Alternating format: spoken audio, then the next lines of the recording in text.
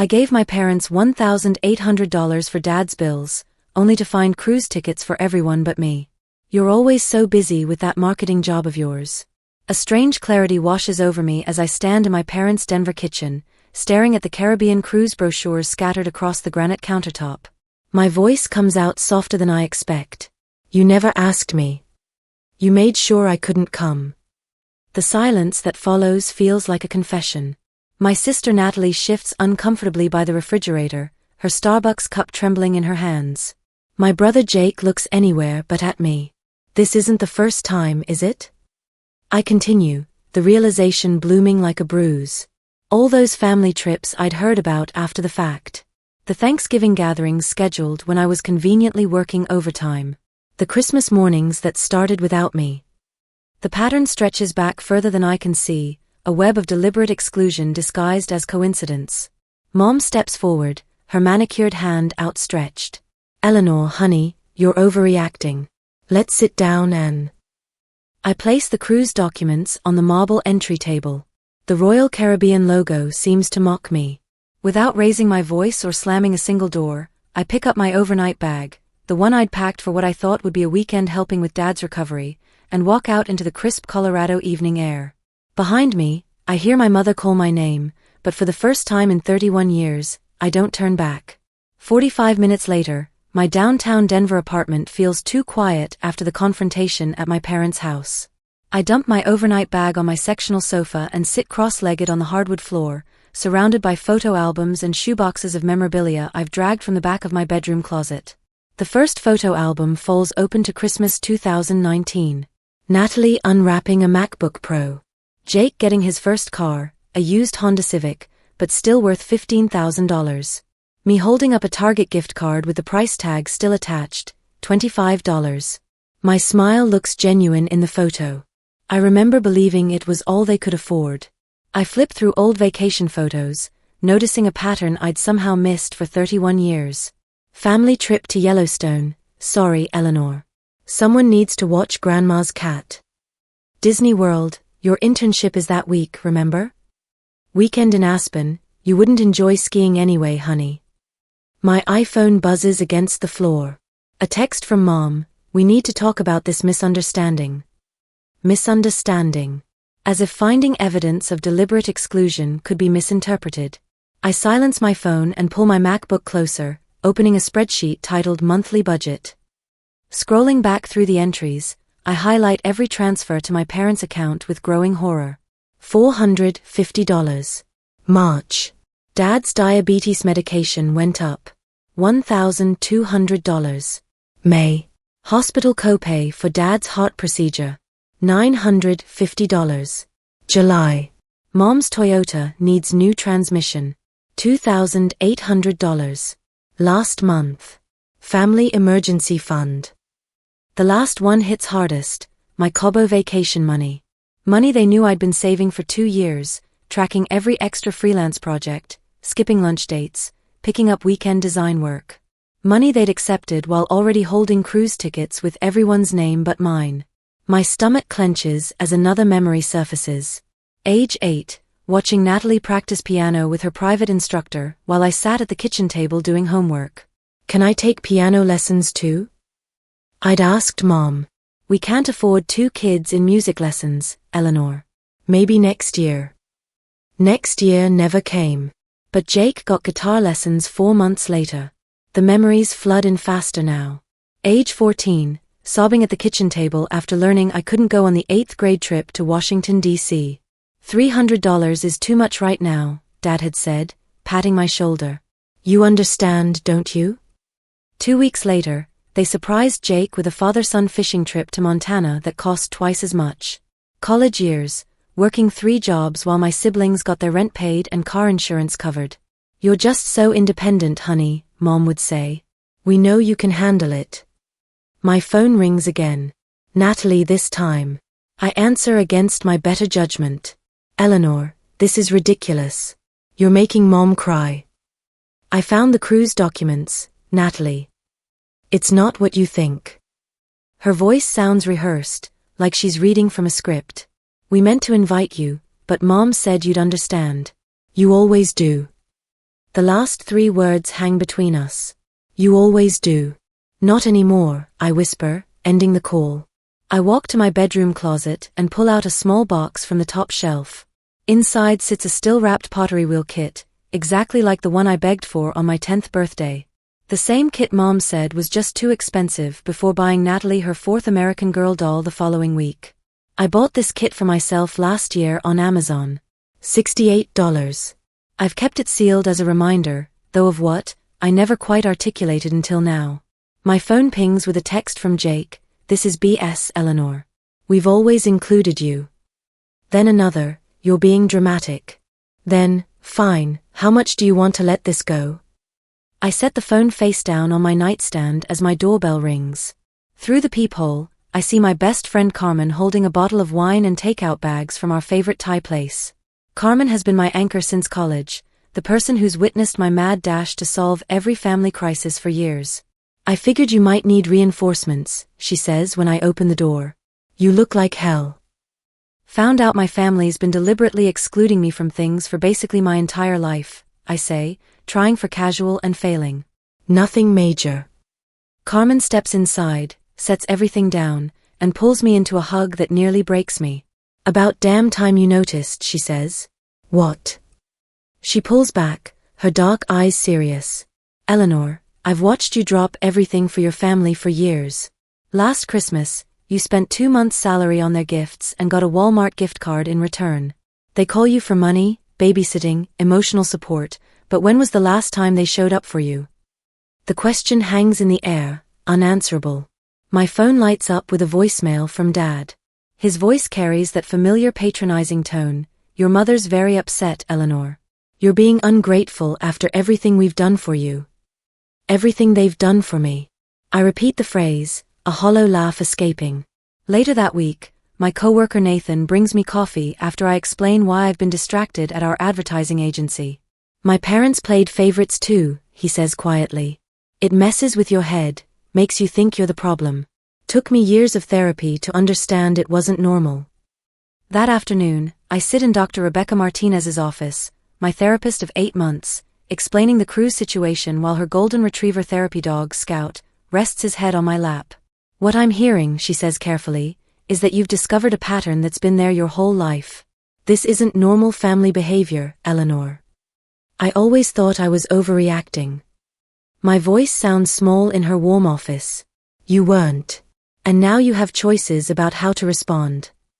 Back home, surrounded by evidence of years of unequal treatment, I make a decision. I text Carmen, I'm done being convenient. For the first time in my life, it feels like the truth. 5 days later, my phone buzzes for the 16th time today. Uncle Frank this time, someone I speak to maybe twice a year at family barbecues. The voicemail he leaves sounds rehearsed. Eleanor, sweetheart, your mother is worried sick about you. Family disagreements happen, but you can't just disappear. Call her back, honey. I add his number to my growing block list and pour another cup of coffee. Mom has recruited the extended family cavalry. Yesterday it was Aunt Linda. Before that, Cousin Rachel. Each one reading from the same invisible script, forgive and forget. Family comes first. You're overreacting. The doorbell rings. Through the peephole, I see Dad shifting from foot to foot, a Whole Foods bag clutched in his hands. For a moment, my finger hovers over the deadbolt.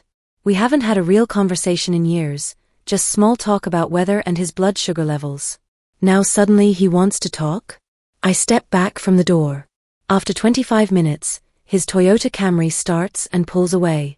Later, I find the bag outside containing my favorite childhood cookies from King Soopers and a card that reads, "We need to talk. I miss you, Dad." The handwriting is Mom's. At work, an email from Natalie circulates to several mutual friends, so worried about Eleanor. She's been acting strange lately. Refusing to see family. Ignoring calls. If any of you hear from her, please let us know she's okay. We're concerned about her mental state. I forward it to Dr. Martinez with the subject line, Exhibit A. Her response comes within an hour. This is called flying monkeys. Classic family system preservation tactic. When the scapegoat steps away, the system scrambles to pull them back in. When Jake appears in our office lobby on Thursday, my assistant Kevin texts me a warning. I grab my laptop and slip out the back entrance, but he's waiting in the parking lot, leaning against my Honda CR-V. "You can't avoid me forever," he says, arms crossed over his chest. "I'm not avoiding you," I tell Jake, keeping my keys between my fingers, though I know I won't need them as a weapon. His anger has always been loud but harmless. "I'm refusing to see you. There's a difference. You're tearing this family apart," he says, voice rising. "Mom barely sleeps. Dad keeps checking his phone. The kids keep asking where Aunt Eleanor is." A laugh escapes me before I can stop it. "I'm tearing the family apart? I didn't plan a cruise without you." "That was different. We thought." "You thought what? That I wouldn't find out? That I'd keep giving you money forever while you all enjoyed vacations I paid for but wasn't invited to?" His face reddens. "It wasn't like that. We've been planning this cruise for 10 months. Mom thought." 10 months. The words hit me like a physical blow. I cancelled my Cabo trip exactly 10 months ago when they said money was tight and the family needed my savings. 10 months, I repeat, my voice steady despite the trembling in my chest. "You planned this cruise while telling me to cancel my vacation because money was tight and the family needed my help." Something shifts in his expression, a flicker of shame quickly replaced by defensiveness. "You always help out. It's what you do." The parking lot around us blurs slightly as clarity washes over me. I was never really part of this family, was I? I was the backup plan, the safety net, the ATM. "That's not fair." "No, I agree," stepping around him to unlock my car. "It wasn't." That evening, I call Verizon and request a number change, effective immediately. The representative asks if I'm experiencing harassment. "Family," I say simply. "Say no more," she replies. "The new number will be active within the hour." At Chase Bank the next morning, I close the joint account my parents have had access to since college. The balance shows 19 withdrawals in the past year, none made by me. I transfer the remaining balance to my personal account and request a new debit card. When the invitation to Natalie's baby shower arrives, addressed to my old apartment, forwarded by the postal service, I write unable to attend on the RSVP card and mail it back the same day. The invitation to the family 4th of July barbecue receives the same response. I set up an email auto-reply that responds to family messages with, "Thank you for your email. I am currently unavailable indefinitely." With each boundary I establish, my breathing comes easier. The constant knot in my stomach begins to loosen. That same night, the Expedia website glows on my laptop screen as I enter my credit card information. 1 round-trip ticket to Barcelona, departure in 6 weeks. I've always wanted to see gaudy-esque architecture and taste authentic paella. The confirmation page appears, and for the first time in months, I smile a real smile that reaches my eyes. I pull a cardboard box from under my bed. Inside are childhood photos, report cards my parents never displayed, participation ribbons from events they never attended. I slide the box onto the top shelf of my closet, not thrown away, but no longer where I can see it every day. The next day, at the jewelry store in Cherry Creek Mall, I try on a silver pendant I've admired for months but always deemed too extravagant. The weight of it against my collarbone feels right, like coming home to myself. The sales associate wraps it in tissue paper, but I ask to wear it now. "This purchase isn't revenge," Dr. Martinez says during our Thursday session, noting the necklace. "This is reclamation. You're reclaiming resources that have always been yours to use." Next week, when my phone rings with an unfamiliar number, I almost ignore it, but something makes me answer. "Eleanor." Natalie's voice sounds panicked. "Thank God. Your number was disconnected and I had to call everyone to find you. The babysitter cancelled and I'm still recovering from the cruise flu. Can you take the kids tomorrow? It's an emergency." "I'm unavailable," I say, using the same words I've written on every RSVP card. "But it's an emergency." "I'm unavailable," I repeat, and end the call. The next day, Carmen and I are sharing lunch at our favorite bistro when another unknown number appears. Jake this time, voice tight with stress. "My Civic broke down. The repair shop wants $1,200. Can you transfer it to my account? I'll pay you back next month, I swear." I'm unavailable, I say, and hang up before he can respond. The final call comes 3 days later while I'm booking a flamenco class in Barcelona. Mom's voice wavers between anger and panic.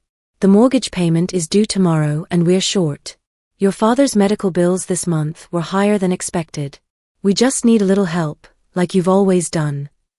I watch a video of the Sagrada Familia while she speaks.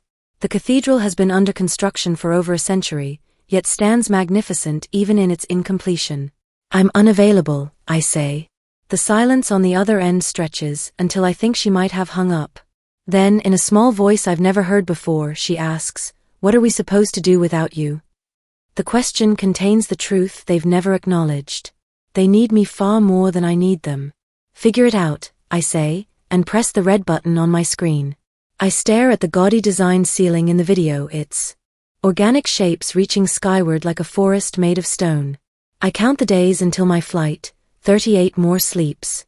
For the first time in my life, the weight of family obligation lifts from my shoulders, and I stand straight and tall.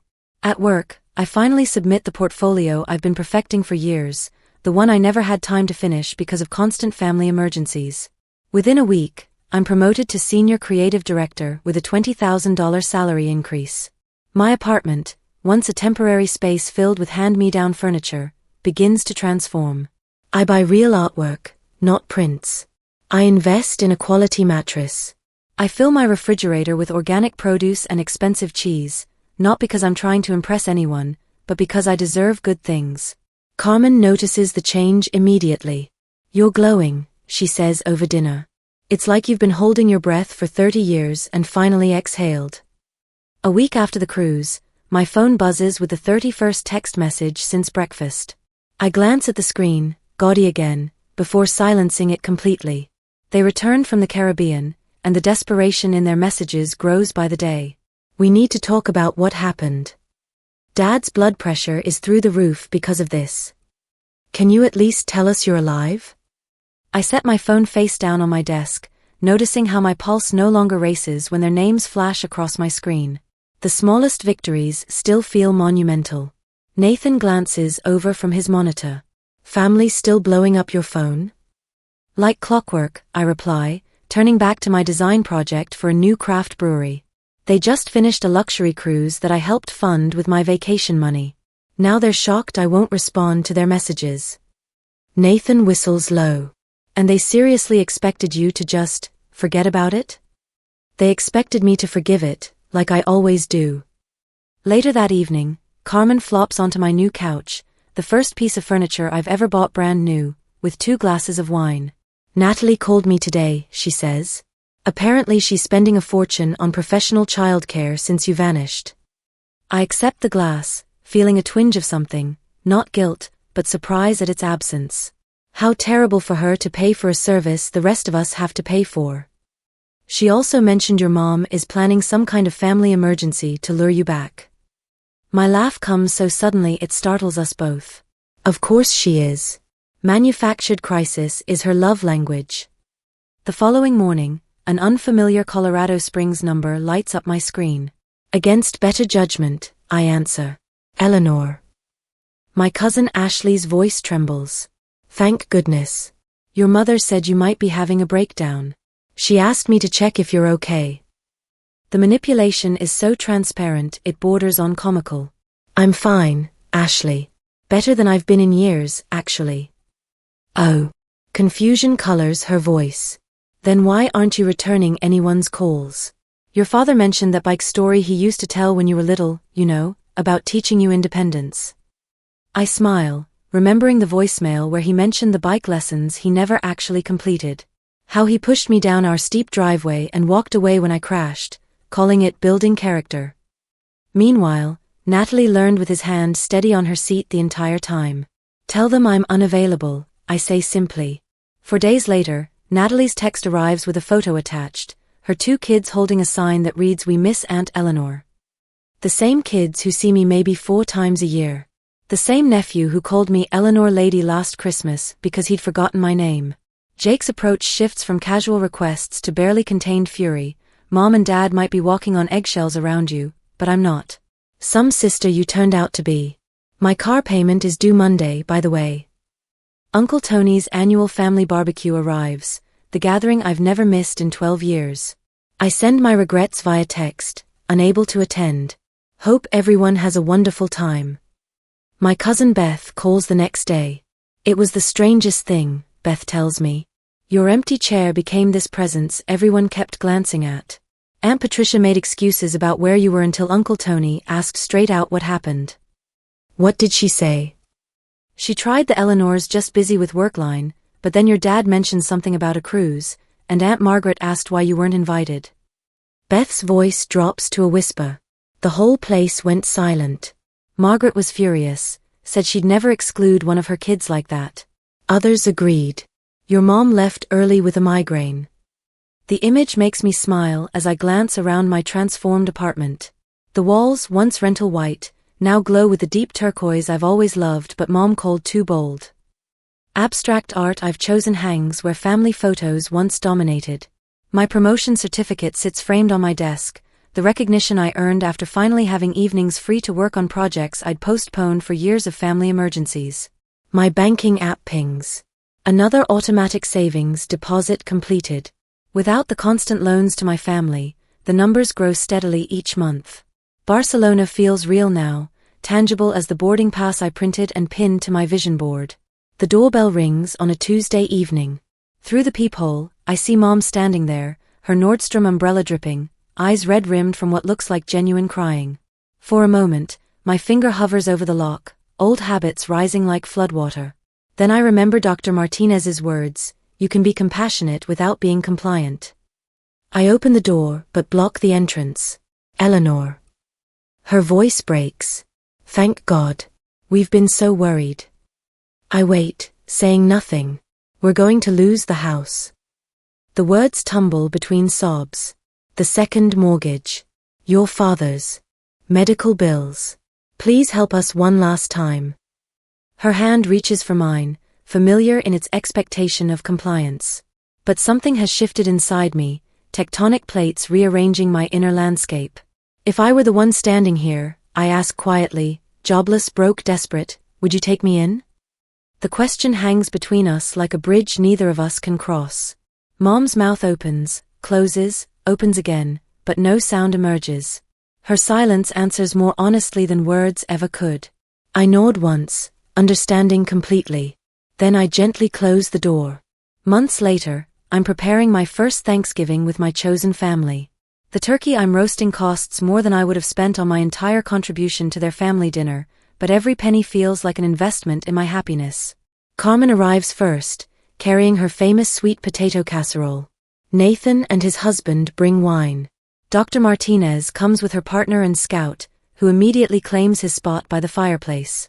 My neighbor Mrs. Chun, widowed last spring, brings homemade dinner rolls and stories that make us all laugh until we cry.